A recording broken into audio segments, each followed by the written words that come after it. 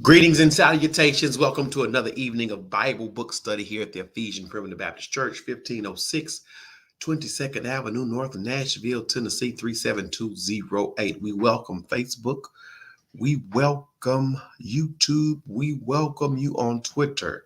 For my Facebook family, of course, you know how to share it. Also, for the YouTube family, you can share it as well. For the Twitter family, you can retweet it. Good evening, ma'am and sirs.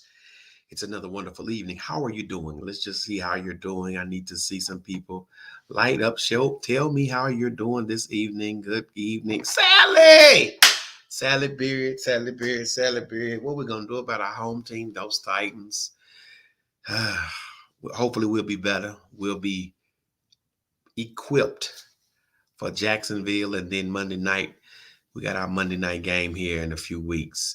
Good evening. Good evening. Everybody give a shout out to Sally. Everybody say, what's up? Good evening, Sally. Who else is coming in? Who else is coming in? Somebody else say good evening. Just good evening. Yes, good evening, ma'am and sirs. We are glad that you have come on and joined us. Hey, y'all, stay tuned. You're about to be blessed. It's another Bible book study here at the Ephesian Primitive Baptist Church, 1506 22nd.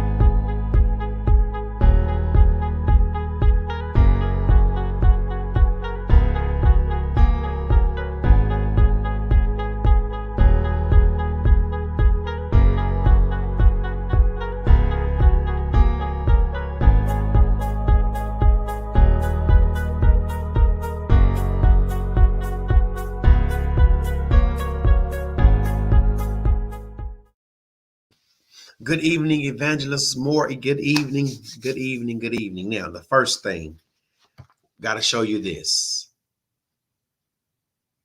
The Emotional Healthy Church workbook. The workbook. I will get with my ministry support personnel who's on here, Tangela Grimes. Tangela Grimes, good evening. The workbook. And then, y'all, of course, the textbook. Gotta have it. Gotta have it. And your Bible. And of course, your pad and your paper. Now, for the Ephesian family, Tangela has done her job magnificently, like we all do. Thank you. You look in your email, the Ephesian family. If you're on the email list, look in your email, pull out your PowerPoint. You should have it. Yes, Lanika, you should have it. Look in your email. Good evening, Lanika. Good evening, Donna. Good evening, good evening, good evening. And y'all, we got a doozy tonight because I want to read a statement on the front end, do our icebreaker, have some discussion and dialogue with you as a family as it relates to us being emotionally mature. Yes, yes, yes. Thank you, Lanika. She said, good evening, family. Good evening, good evening.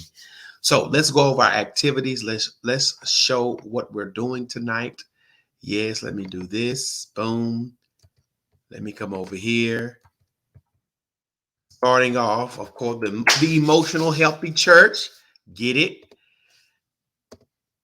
Look at that, y'all. Look at that. I need you to pull out your PowerPoints. That is our assessment tool for the evening. How to break the power of our past. Then we will do our double entry. As I promised you, the next 3 or 4 sessions, we're doing just double entries to gain pedagogical experiences to what we're doing. Double entry with John chapter 5, 3, 2, 1. And that's how we'll close out on this evening. Saints of God, get your email. Open up your emails. Sally, let me know that you got your PowerPoint. Shirley, let me know that you got your PowerPoint. Lanika, let me know. Tangela, I know Tangela has it because she had to send it.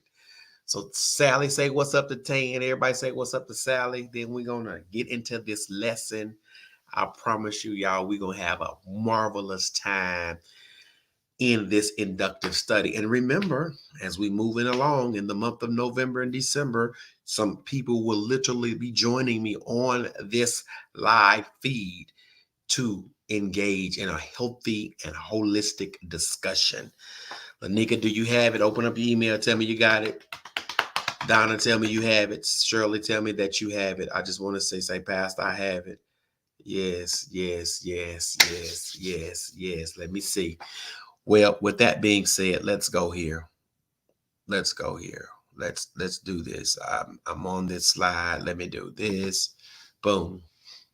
And it reads, listen to this. It's our closure statement, but I need you to see this. Some Christian leaders are emotionally numb. Come on. I'm waiting on y'all. Some Christian leaders are emotionally numb. Some Christian leaders are emotionally numb. Ooh.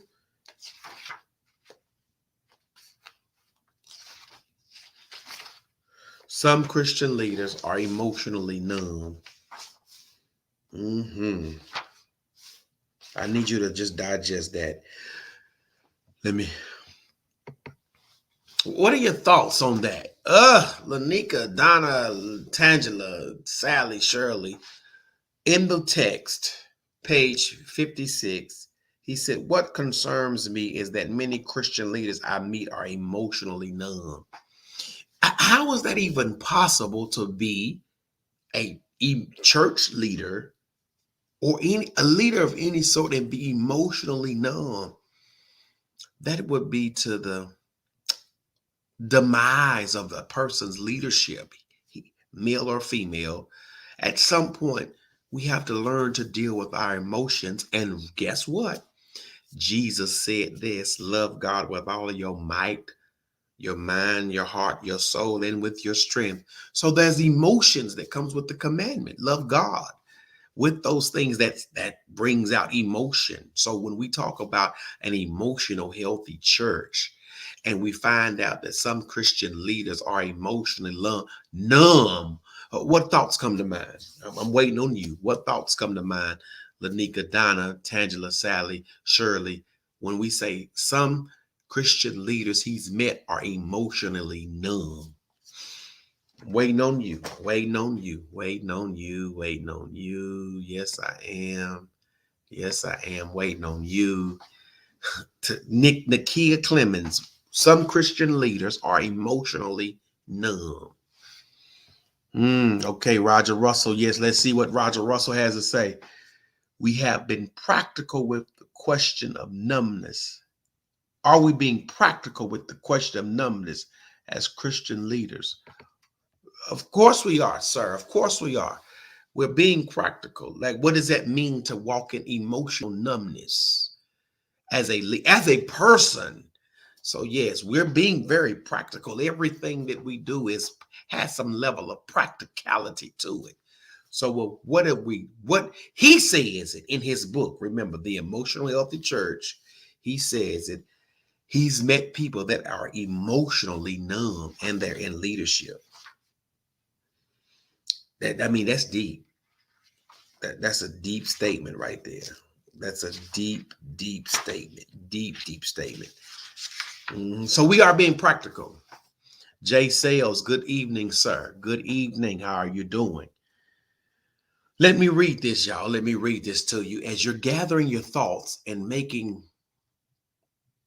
an attempt to even bring some sense to your emotional wholeness, he says this: denying any aspect of what it means to be a fully human person made in the image of God carries with it catastrophic long-term consequences in our relationship with God, with others, with ourselves.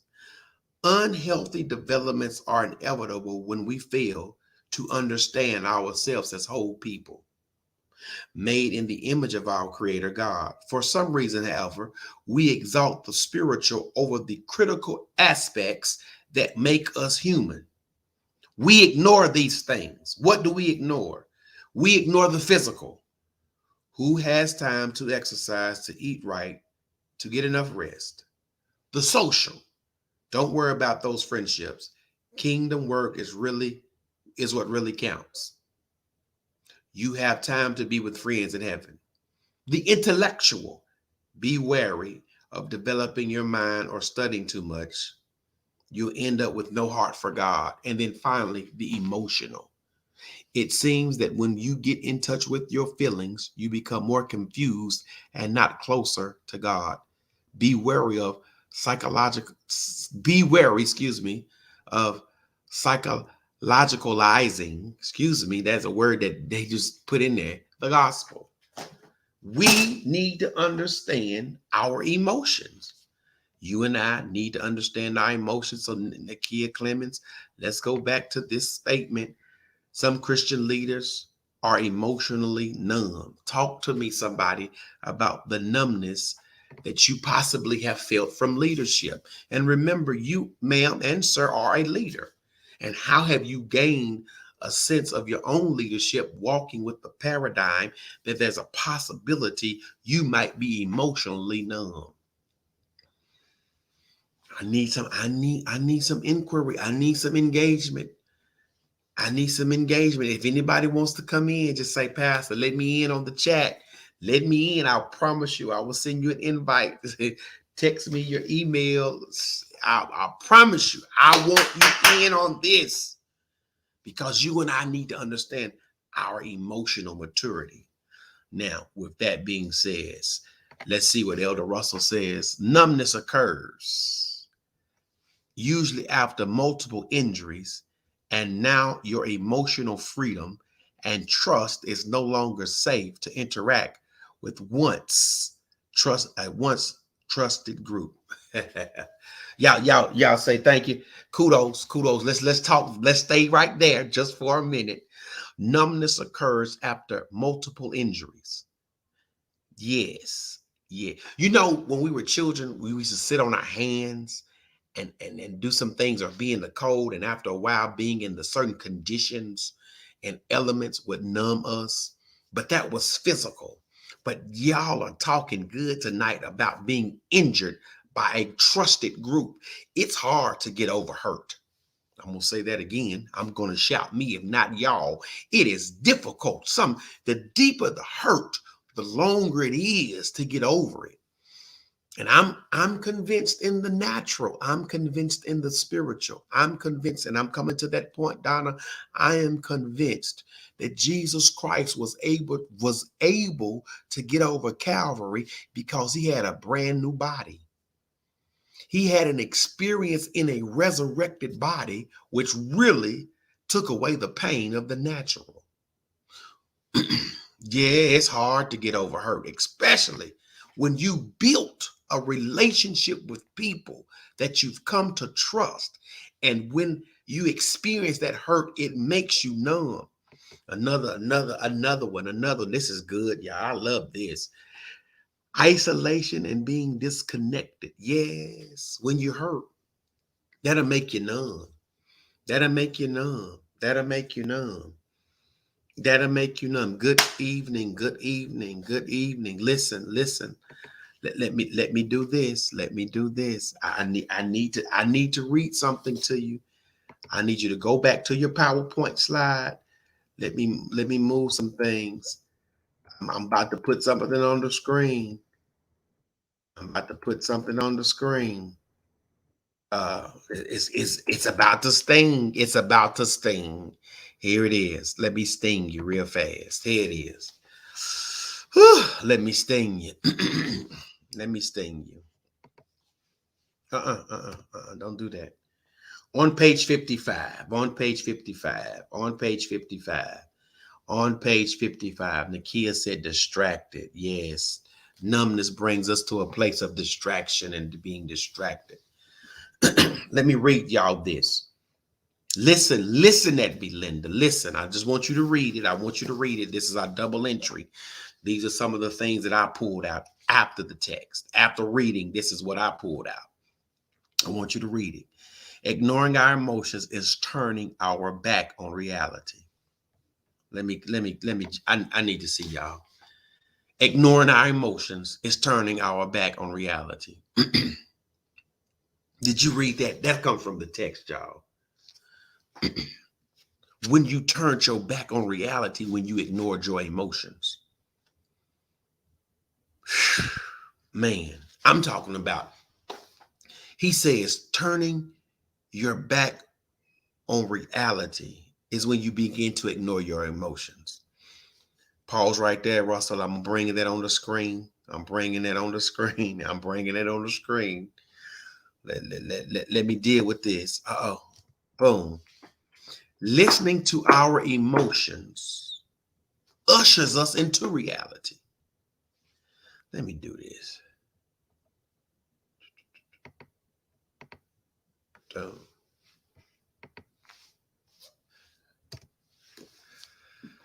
Reality is where we meet God. You meet God in a real place. You meet God as a real person. You meet God in a real posture. You meet God in real pain. And to ignore your emotions is to turn your back on reality. Therefore, the consequence of turning your back on reality and becoming so numb, you turn your back on God. Reality is where you meet God. Emotions are the language of the soul. Are y'all reading? Are y'all reading this? Emotions are the language of the soul. Let me pause. Let me pause. Y'all talking. Let me see. Let me see. Let me pause right there. Numbness is a precursor to bitterness. It is the between place engaging before resignation. When my emotions get the best of me and I'm left to resign before resignation, you said I get in a place of numbness. Anybody been there? Y'all give him some hand, give him some, show him some love. Shirley Moore says, you feel what you feel. Can I can't ignore it. No, I'm not. You better not do that, because God is emotional. Listen, God is so emotional that listen. He gave us laughter out of his emotion. He gives us anger out of his emotion. That comes from God. God gets angry. God has a sense of humor. God is emotional. And when we do not understand our emotions, we turn our back on reality. And in other words, we turn our back on God. And our emotions need to be heard. Our emotions need to be felt. Our emotions need to be expressed. Don't tell me, Nikia, that Jesus wasn't emotional. Jesus gets to church one day, and guess what he does? He flips over some stuff. He literally flips over some stuff because he was infuriated with some emotions. Paul addresses it and said, be angry and sin not. So it's our emotions is something we can't get away from, y'all. And that numbness that we feel, that's an emotion. Don't ignore the numbness, because it might lead you to resignation rather than restoration. Thank you, Pastor.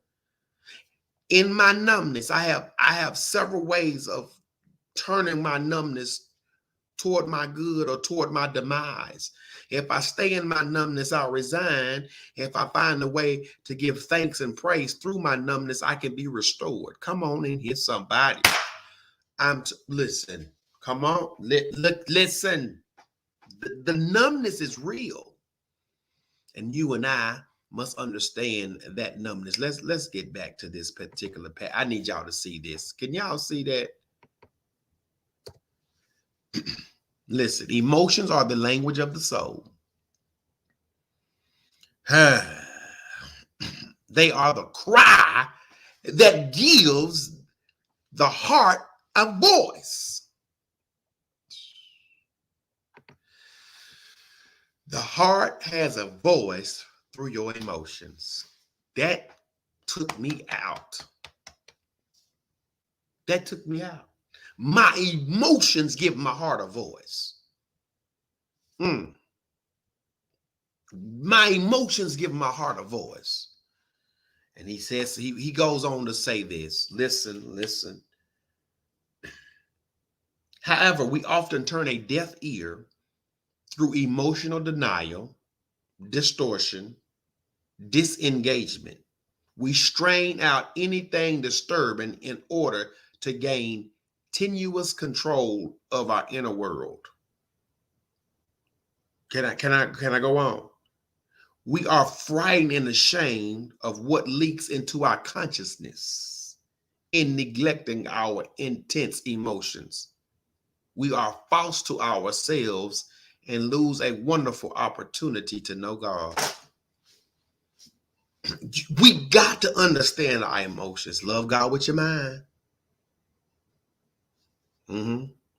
Love God with your heart. That comes some emotions to that. So let's deal with this. Let's see. Tangela says, when ignoring our emotions, we fail to deal with the truth. Come on in here, somebody. I need to learn how to deal with my emotions. Yes. The kid said my emotions. Yes, right, the kid. You heard it. My emotions give. Yes. So let's as you're talking, I'm grateful. Let's review. My emotions give my heart a voice. Russell talks about the resignation being in the place of resigning. Russell, go on and get that passage, Lamentations. Russell. Everybody know Lamentations. That comes from who? Jeremiah, who had fire shut up in his bones, which was emotional. Come on, somebody. So now I must understand, when I'm in my place of numbness, I can either be restored or resigned. And both look very enticing when I'm in my state of numbness, but probably in my state of numbness, the resignation looks better than the restoration. So I run to something in my mind that has leaked into my consciousness that might not actually be God's plan for my life, because I've turned my back on God in my numbness, because I'm not emotionally whole. Ooh, boy, I wish we was at church. Tangela, I promise you, I wish we was at church. So let's look at this. Let's look at this double entry. Remember, saints of God, the Ephesian church, you have the PowerPoint. You should be pulling it out. You should be telling me what's on your double entry when we get to that point. What does Shirley Moore, what has she said? Can I really handle the truth that in my emotion? Ooh. I have a need to perform for my audience. Good. Now, come on, y'all. I'm going to pause right there. Sonia, Roger, Nakia, I'm pausing right there. Can I really handle the truth? Come on. Y'all, we're going to have to get back in. Can I handle the truth? Does anybody want to handle that? That is twofold.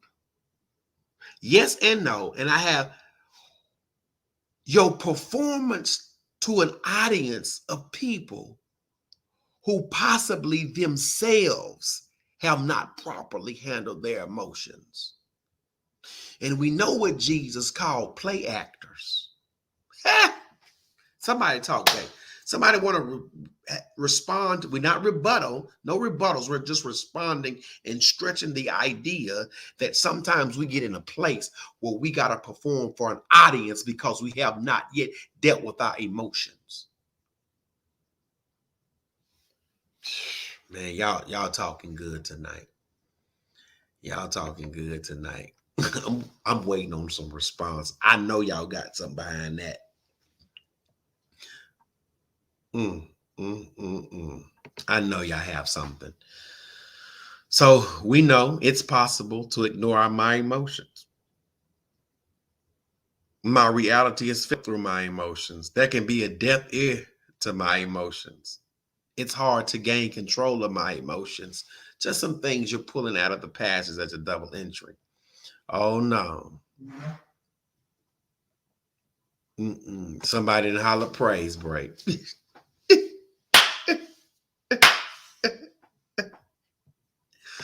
Oh, we got to play the piano. It's time for us a praise break. Is it time for a praise break? We got a praise break now. Just stop. They said praise break, y'all. Let's just praise break. We just got a praise break. We got a praise break. Wow, that's good. That's real good.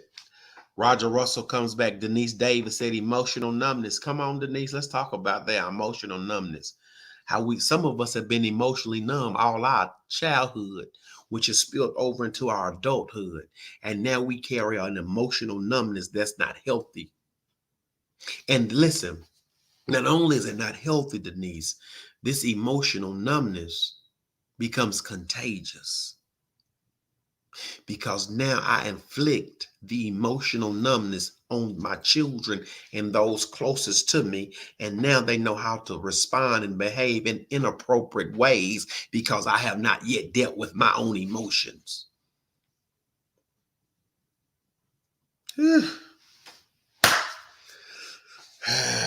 Boy, I need y'all on the screen next week. I can't do all the talking. I promise you. Permanent mass creates social psychosis. So you telling me we become spiritual leaders, but operating in a social psychosis, which is totally foreign to what the Bible wants us to do and become. Listen. One more activity, y'all. We're not gonna get through it all, Sonya. One more activity. Let me get to my screen. There it is. I need y'all to see this. I know you can't see it, but I can.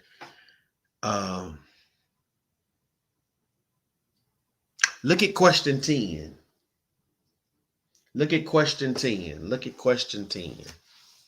Look at question 10. Look at question 10. I hope y'all getting something out of this. Look at question 10. And it reads in question 10. You need to take this. It says, I can see how certain generational sins have been passed down to me through my family history, including character flaws, lies, secrets, ways of coping with pain, and unhealthy tendencies in relating to others. How would you rate that? Not very true, sometimes true, mostly true, or very true. So now we get to take a little quick test. We get to take a quick test. Question 10 only. How do you rate that when it comes to relating to others through what you've seen your generational sins become? Teddy LeGrand's how, oh my. Yeah, this deep. We're going somewhere, y'all. We're going somewhere. Because people got to take off all of this facade and be real with themselves. Because you turned your back on reality, which turned your back on God, because you didn't listen to the language of your heart, which was your emotions. Your emotions give your heart a voice.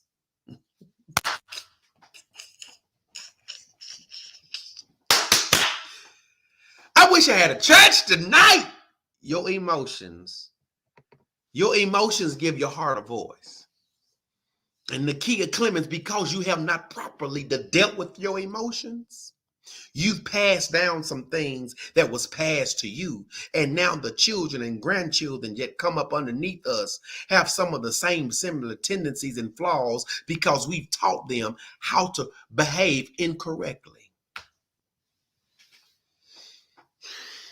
I'm waiting on y'all. I'm waiting on y'all. We just having a Bible study. Come on, book study. Come on. I'm waiting on y'all. I've seen it in my own life. The secrets, how I don't handle people appropriately. Because I haven't been taught how to handle conflict.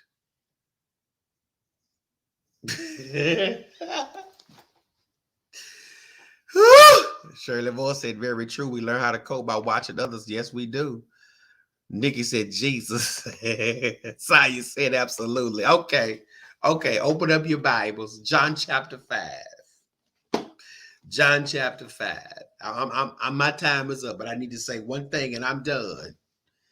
I am done for the evening. I'm quitting. I ain't done, Tangela. Answer the question, y'all. 1, 2, 3, 4, 5. Let me say this. I can see how certain generational sins have been passed down to me through my family history.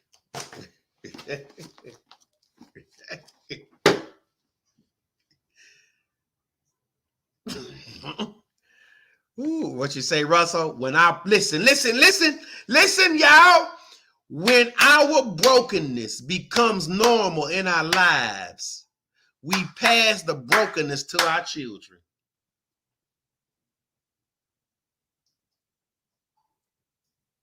Can I shout me, not y'all? Can I shout me? You know, we talk about the inheritance. Maybe some of us have inherited broke.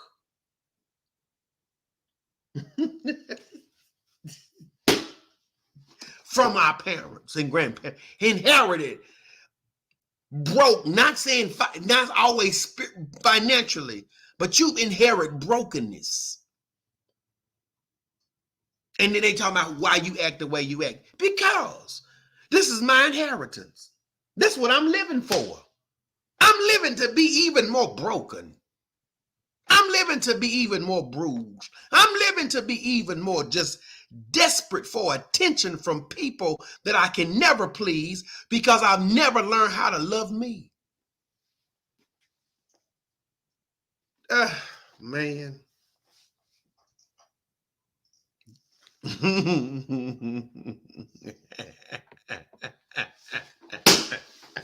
John chapter 5. Let's deal with a man, Roger.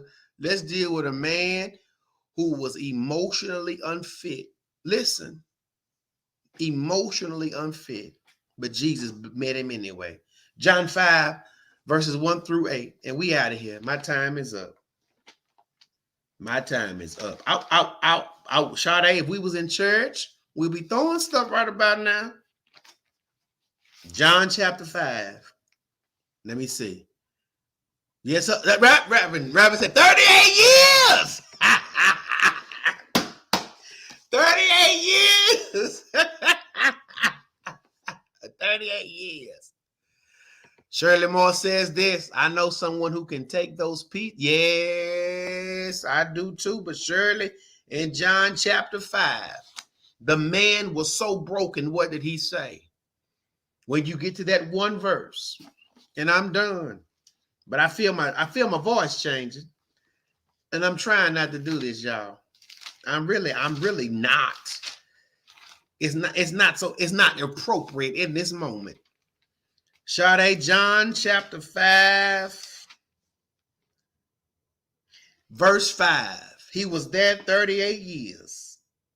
When Jesus saw him and knew that he had been there now a long time, he said, "Wilt thou be made whole?" And the man said, "I have no man, when the water is troubled, to put me in." He couldn't. I have no one. I have no man to put me in. Let me say this in closing. When you get to a place when all you rely on is man, you stunt your own spiritual growth and maturity. Because if man is responsible for your miracle, that's who you will fall and lean on and rely on every time. But this man was emotionally unstable at that moment. But guess what? He met Jesus. And when you meet Jesus, I promise you, he will challenge you to think beyond the circumference of your own insufficiency. I said circumference. Not box God in, but sometimes we circle God in. Your circumference of your own insufficiency. And he told him to what? Take up thy bed and walk.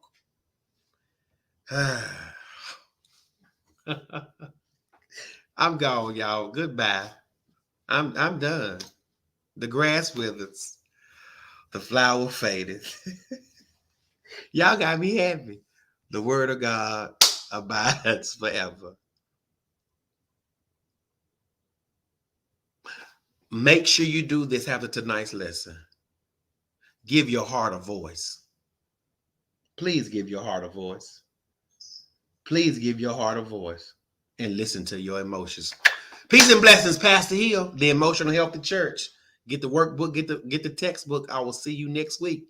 Love you. Ain't nothing you can do about it.